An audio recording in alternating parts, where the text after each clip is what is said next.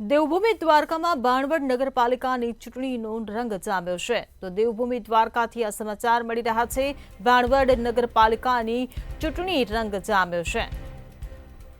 તો શહેરમાં વિવિધ વોર્ડમાં ભાજપના કાર્યાલયો ખુલ્લા મૂકવામાં આવ્યા છે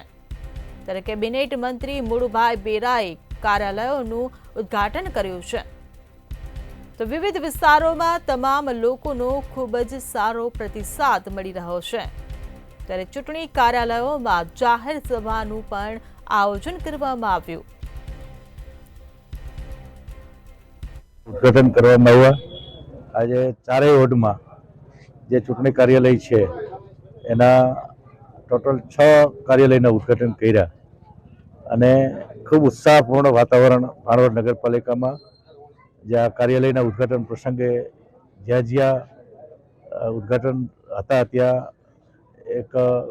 સભા જેવું પણ આયોજન કરવામાં આવ્યું અને આખા બાણવડ શહેરમાં એક ઉત્સાહપૂર્ણ વાતાવરણ લોકશાહીનું પર્વ ચૂંટણી જે છે નગરપાલિકાની એમાં અત્યારે 4 વોર્ડમાં જે ચૂંટણી છે એમાં વિવિધ સમાજના આગેવાનો, ડૉક્ટરો, વકીલો,